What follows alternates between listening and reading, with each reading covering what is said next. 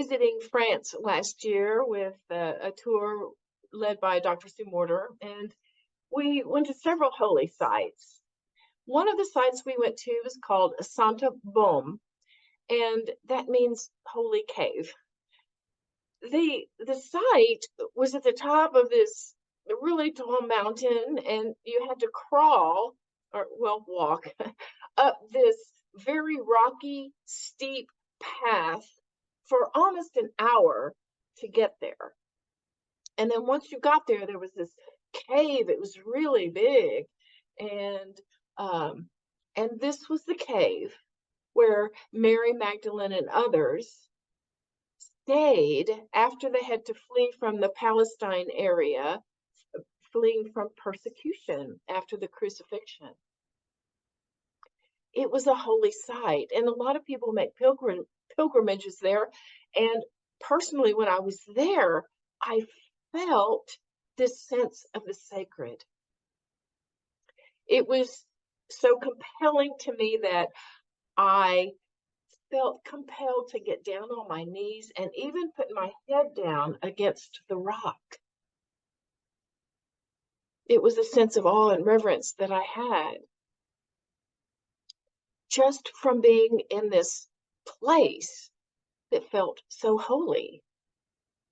Now, I know each one of us has probably experienced that. We've been to a place where it may be in a church's sanctuary, or maybe some site like the Healing Waters at Lourdes, or maybe it's even a meditation hall where you gather with others to meditate, or possibly even in your own home. You have an altar set up. It may feel sacred there.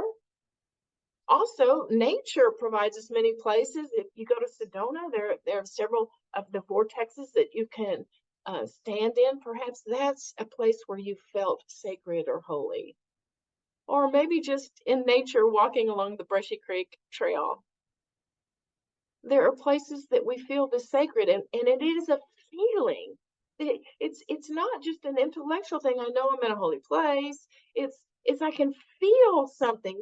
It's visceral. We feel the presence of love in our hearts even when we have there. And these places, they feel that way because there's a higher vibration present, one of the higher vibrations of love and joy and beauty. It makes us seem as if we're closer to the great reality. We don't want to leave. But then we have to leave. And we come back to our own lives, our lives that are perhaps mundane, or perhaps they're full of stress. Oh, I've got one more thing to do. Just add it to the list of 30 that I haven't gotten to yet already. Or maybe it's just stressful because there is so much turmoil in our world now. We've got 2 major wars going on the planet. People fighting because they don't want to be led by people who don't respect life. We've got, even on the home front, even in our own country, we have inflation that's making it more difficult for us to pay our bills and feed ourselves. I heard a statistic that there are approximately 110,000 people that are dying from fentanyl every year. That's like 300 a day. This is from poisoning, really. We have a lot of violence in cities. The crime rate is going up, and deep political division. And so when we go back to those places, perhaps we're saying, well, I wish that how I felt in that sacred place, I wish we could bring that into all of this other stuff that's going on. Why can't it be that way? Why can't it be that way? There's a story in the Hebrew Bible that addresses this in a way. It's about Moses. And Moses he was Jewish, but he was raised in an Egyptian royal family from some trickery from his mother. But he was kind of incognito until one day he struck an Egyptian uh, for harming a Jewish person, and so he was kicked out.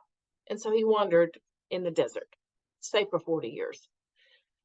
But one day he comes upon this bush and it's burning. The bush is burning, it's on fire, but it's not being consumed. And so he's very curious. He like goes and goes closer to see this. And then out of this, there's this big voice that says, I am the God of your fathers, of Abraham, of Isaac, of Jacob. And now he's terrified. He's trembling. He doesn't even want to look because it was believed that you couldn't look upon the face of God. But this voice continues, and it said, take off your sandals, for the place where you're standing is holy ground. I have indeed seen the oppression of my people in Egypt. I've heard their groaning and have come down to deliver them. Now come, I will send you back to Egypt. Well, we know that this was a holy place. It was a sacred place. The bush was burning. There was the voice. It was a very sacred place. And what does God do? It says, take off your sandals. See, the way I see that is that the presence didn't want anything to come in between what was sacred and Moses, not even the sole of his shoe. That it's like, come, meet this one-on-one, be with it, know that it is part of life, that everywhere you walk is holy ground. And then God says, and I've seen the troubles of the people in Egypt, and I'm going to send you back there. Going to send you back there with this awareness that everything is holy, that this earth is holy, and that you walk on holy ground.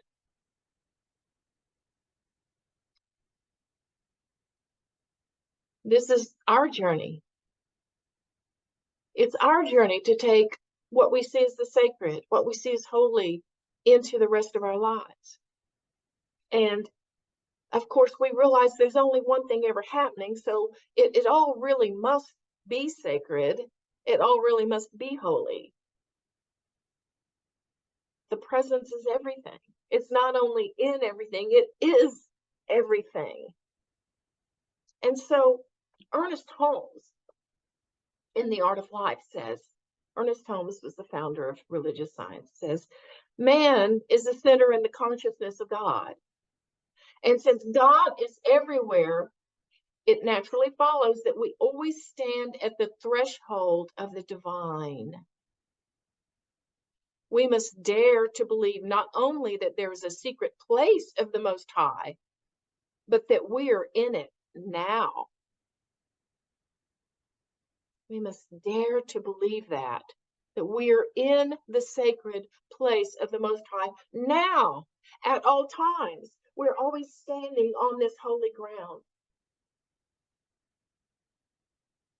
So seeing everything is sacred. Well, it sounds good, right? But when we think about what's going on in our world, that becomes a lot more difficult. When I'm going to see war, and I'm going to see insecurity, and I'm going to see unrest, and I'm going to see division, I'm going to see that as sacred. Yes. Yes. It is made up of the divine, as is all. And that is what we're called to do, is to see the sacred in all things. We were given this instruction by Jesus, the Christed being, when he said, take my yoke upon you and learn of me, for my yoke is easy and my burden is light. Eric Butterworth tells us, he interprets that, he says, okay, the yoke means union, It means oneness. So what Jesus is saying is when you're centered in your oneness in the divine mind, you walk in the light, you live in the light, and you see every challenge or burden from the light.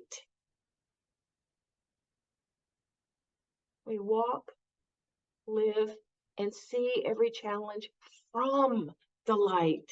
It means we are in the light, as the light. And it is ours to bring that light into those places that appear to be dark. That is ours to do, to bring that awareness that God is present, that God is whatever's going on there even, and that it all serves. And a lot of times after something's happened, we can say, well, I can see that where there was good in that. But this is asking us now to see that it serves even before it's all done with, in the midst of the turmoil. Yes, us. When the rest of the world is seeing conflict and getting angrier and angrier, we come from a place of light and see light. We see the light in those places. We see the sacred.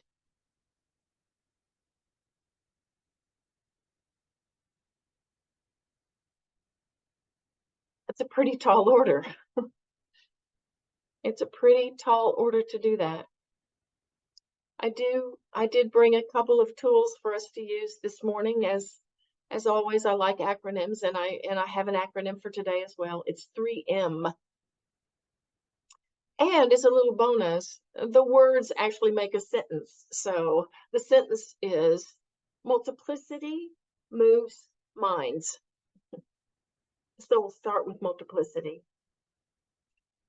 We want to go back to principle. Llewellyn von Lee in Love is a Fire says, the heart is the home of the self, and the self contains all the opposites within its essential oneness. The multiplicity of life reflects an inner oneness. Oneness makes itself known through multiplicity. To deny the wonder of multiplicity is to deny the life that enables us to recognize that it is one. Wow. Oneness makes itself known through multiplicity. See, it's not all supposed to be here on this planet. It's not all supposed to be expressions of love and light and joy. That's not supposed to be that way all the time. That would be not multiplicity. But this is the place where the presence expresses itself in a multitude of ways. You know, it's all the presence. So everything that is expressing has to be made of the presence. That's multiplicity.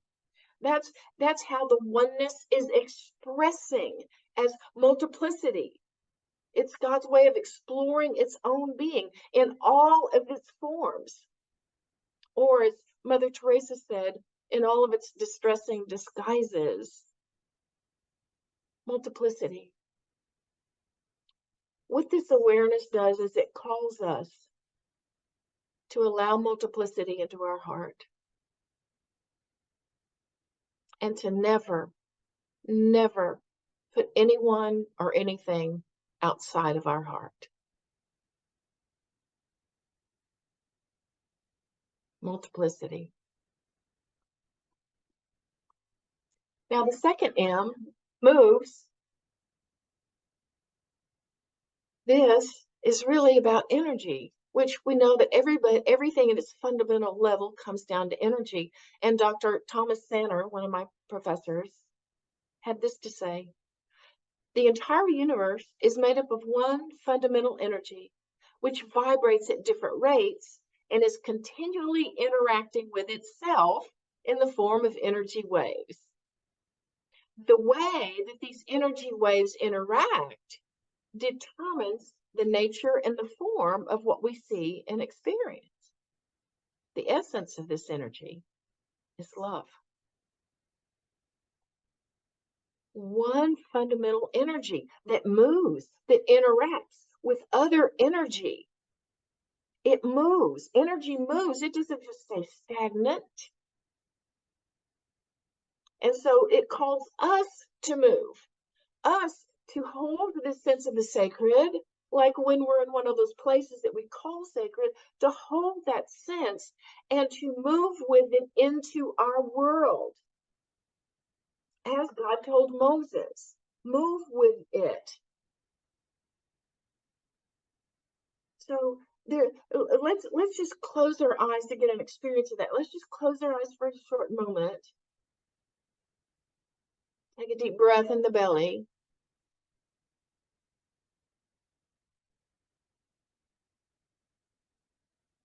And now, being in your heart, remember a time when you were just being very creative, and there was something that you loved to do, and you might have even noticed that this love extended beyond what you're doing. That there's a greater love present in and through all things within this creative energy.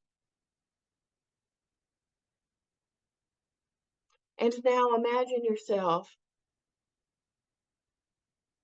feeling this presence. You may even bring your hands together to sort of sense this presence. It's a physical, visceral feeling you can feel. Maybe move your hands through the air on the sides of you to feel the thickness of this presence. And now, with this, imagine that you get up and you move into your day slowly enough so that this presence is with you. This presence is who you are, but as you move, you maintain the awareness of it. You move into your morning. It is present.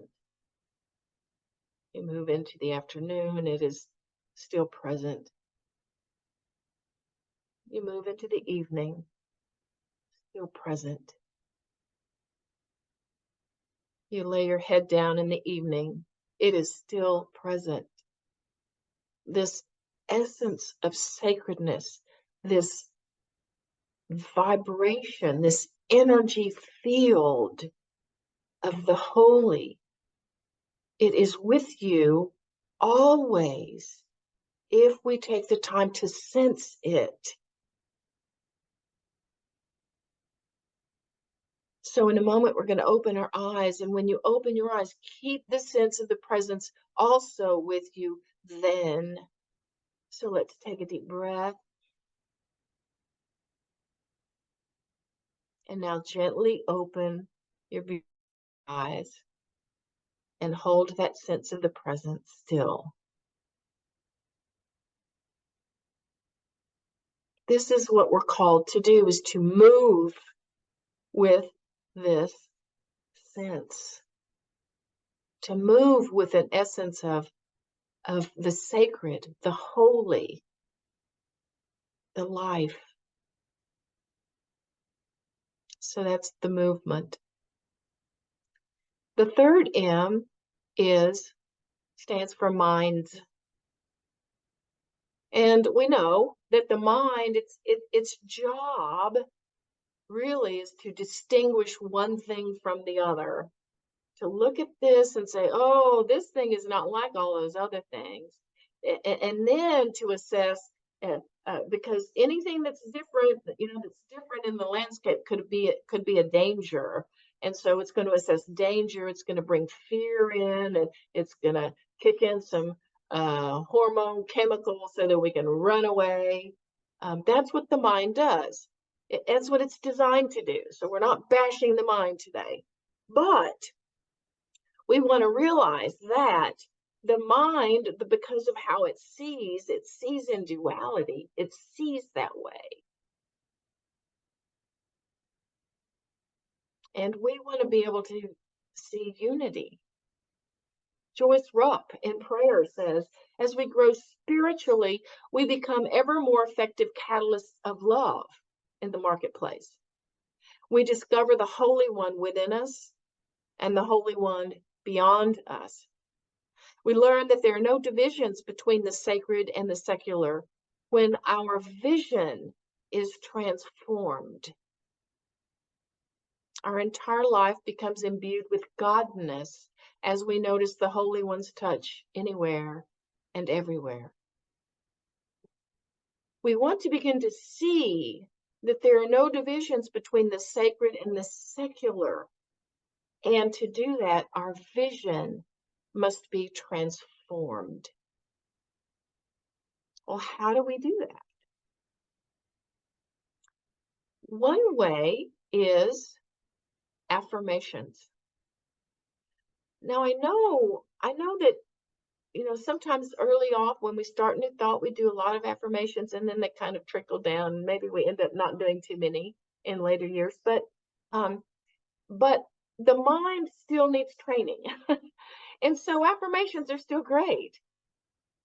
So an affirmation that might get us to the place where we see this unity instead of duality is when we look at something, say, this too is sacred. This too is sacred. This too is light. That is also the presence. This too.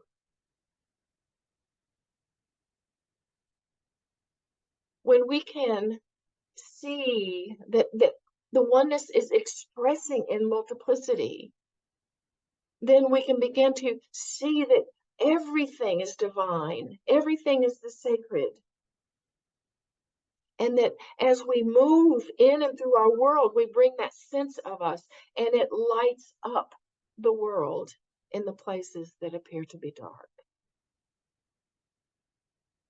And we can do that by seeing unity, by training our mind through the power of affirmation to see unity.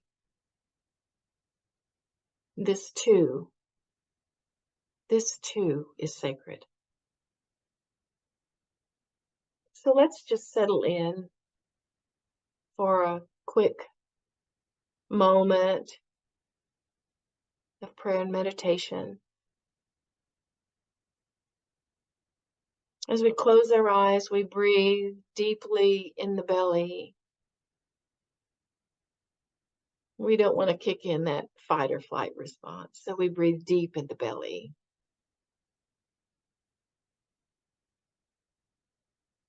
I'm just so grateful in this moment to be able to have an awareness that God is all there is.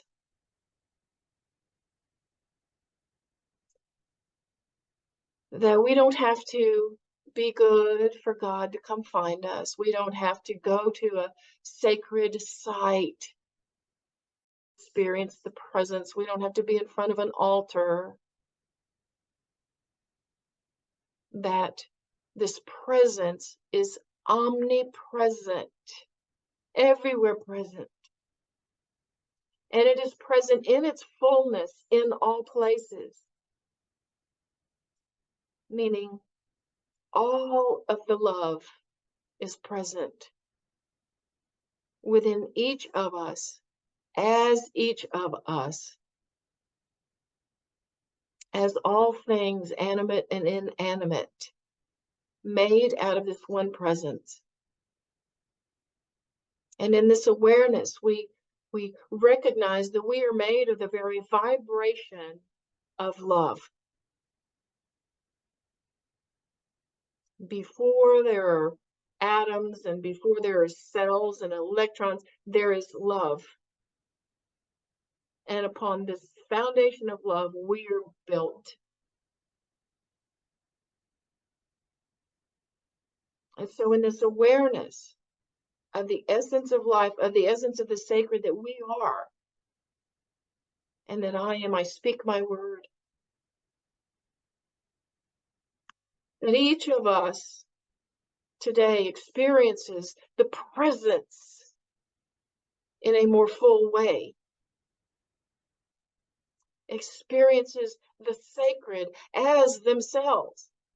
That if there is any lingering idea of being less than, or less than whole, or less than good, or incomplete, we let those fall by the wayside into the nothingness from which they came, for they are not true. We recognize ourselves and each other as whole, beautiful essences in a multiplicity of ways that God is expressing. And in this way, we see that our hearts are filled with this presence and with the higher truth of love, the higher truth of light, that we may be that light in this world.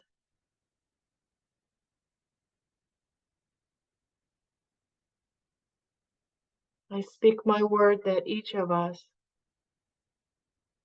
carries this great essence into the world, and that it makes a difference. I'm so grateful for this awareness to know that this is simply the truth. This is simply the truth. And so I release it into that beautiful law and into that love. And so it is. Amen.